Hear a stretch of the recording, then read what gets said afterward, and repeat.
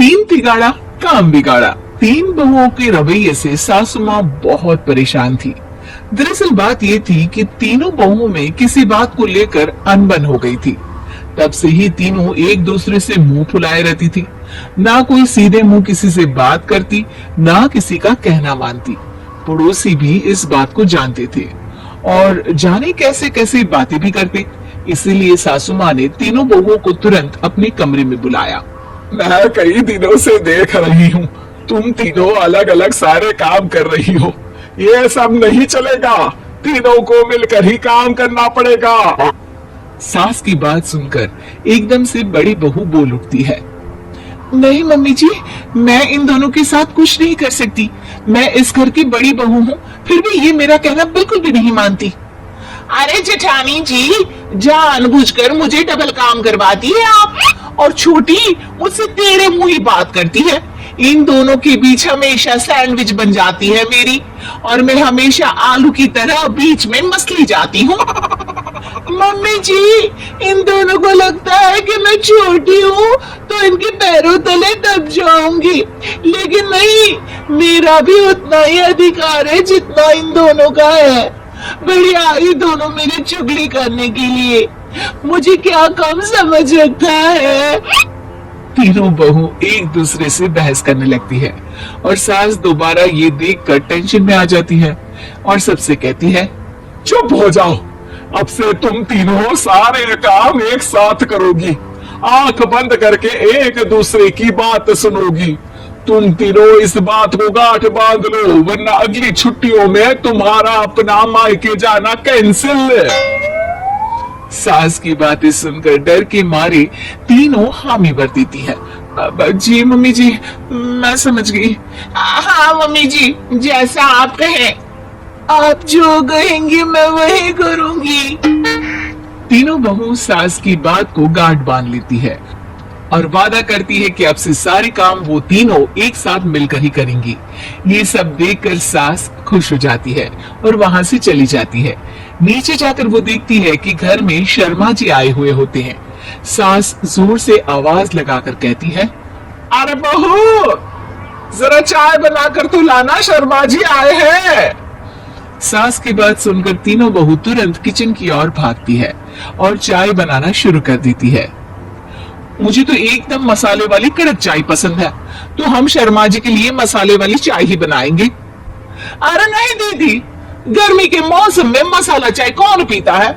मैं तो शर्मा जी के लिए इलायची वाली चाय ही बनाऊंगी। ये कैसी बात कर रही हैं आप दोनों?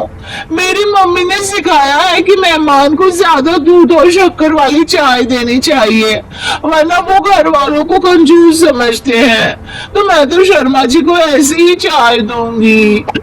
तीनों बहुएं अपने अपने तरीके से चाय में शक्कर, मसाला, पत्ती सब डाल देती है। उबलने के बाद तीनों मिलकर चाय बाहर लेकर जाती है और शर्मा जी और सासू माँ को देती है।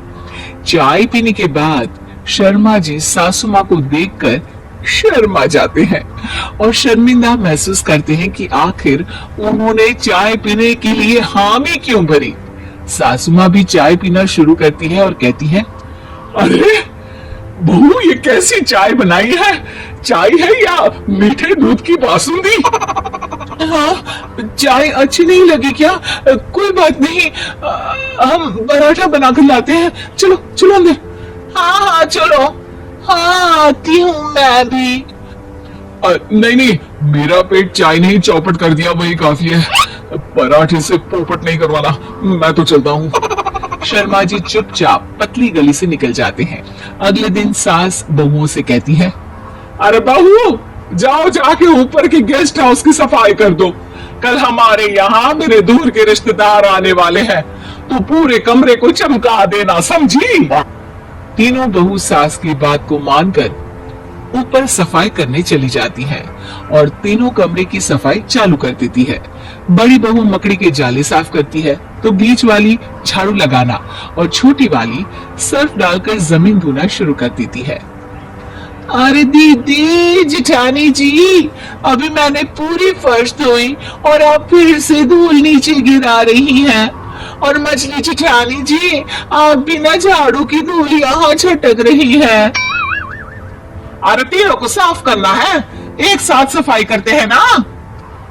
अरे वही तो, हम साथ साथ हैं, घर साफ साफ है। तीनों बहू ऐसे ही काम में उलझ जाती है और 2 घंटे तक एक ही कमरे की सफाई करती रहती है। बहुत देर से अपनी बहुओं को ना देखने के कारण सास ऊपर कमरे में उन्हें देखने जाती है, लेकिन कमरे में घुसते ही वो गीली फर्श पर फिसलने के कारण नीचे गिर जाती है।